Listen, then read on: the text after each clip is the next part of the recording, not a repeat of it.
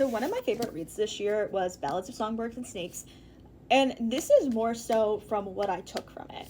Something I also did this year was rewatch High School Musical. How are we going to connect Hunger Games and High School Musical? Hear me out.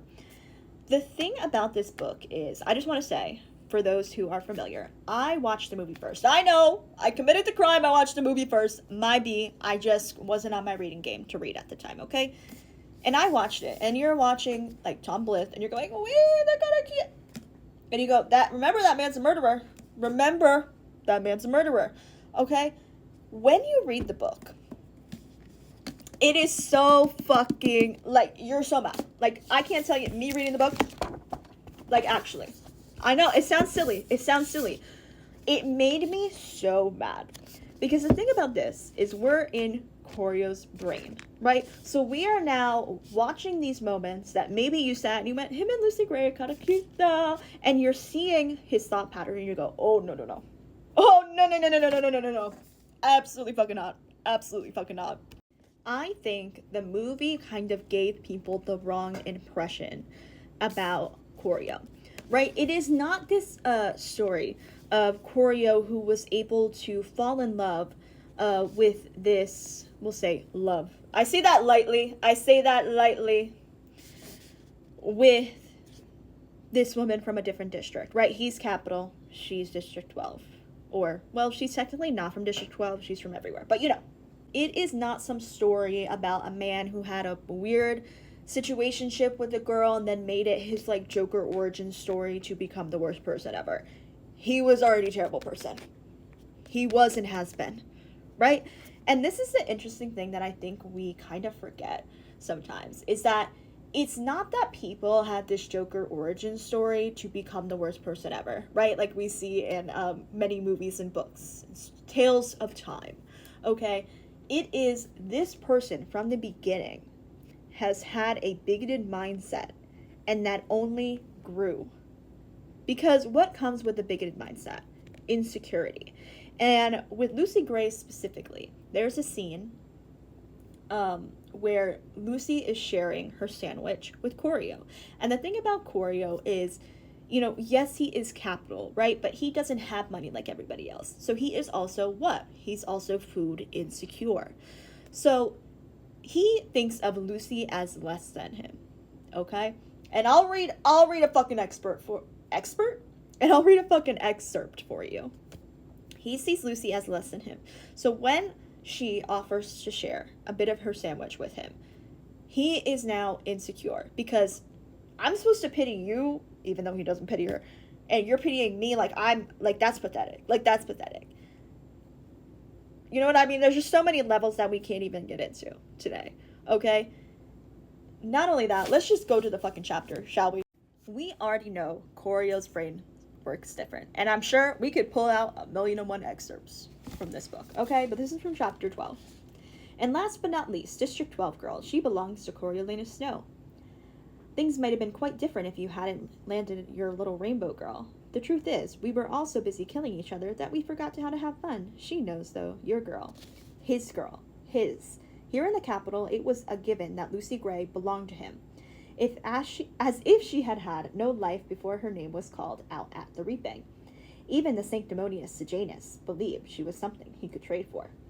If that wasn't ownership, what was? With her song, Lucy Gray had repudiated all that by featuring a life that had nothing to do with him, and a great deal to do with someone else.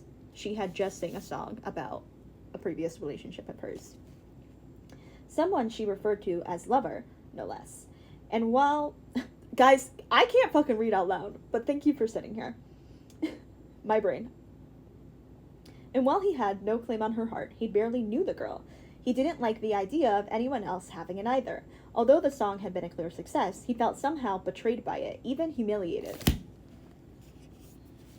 I mean, like I said, so many fucking examples we could do. But, like, just hearing how his brain was interpreting all of these different things. Like, he doesn't have, he's never been in the right mindset.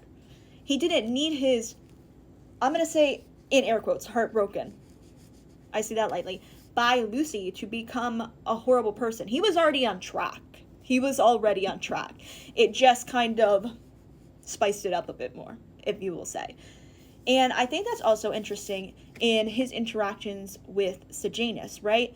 Obviously, Sejanus, I like him. Some people were saying that they found him annoying, but I understand both sides in a way. I more so understand in that he was impulsive, he didn't know what to do, he maybe didn't make the best decisions.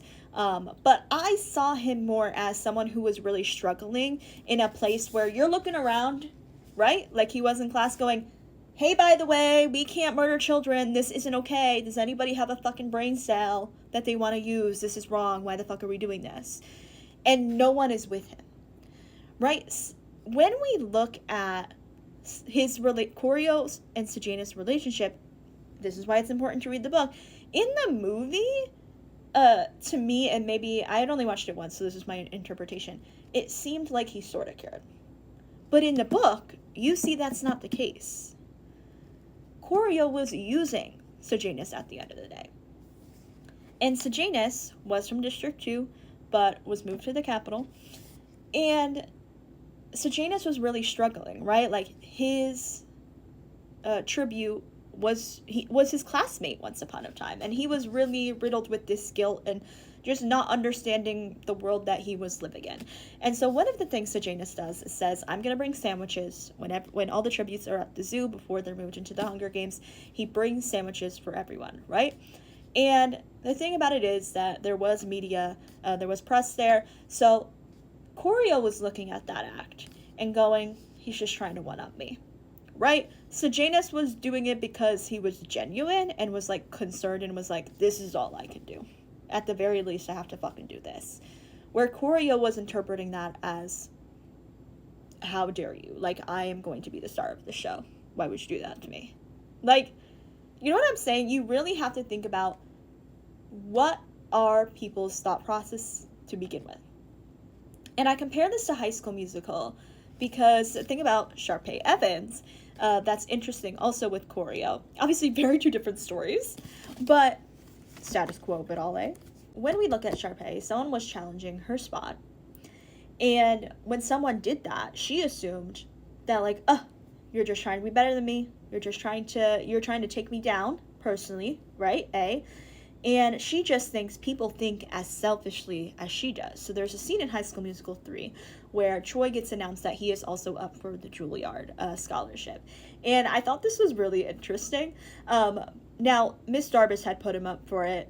He did not apply to it. He wasn't even considering it at that point.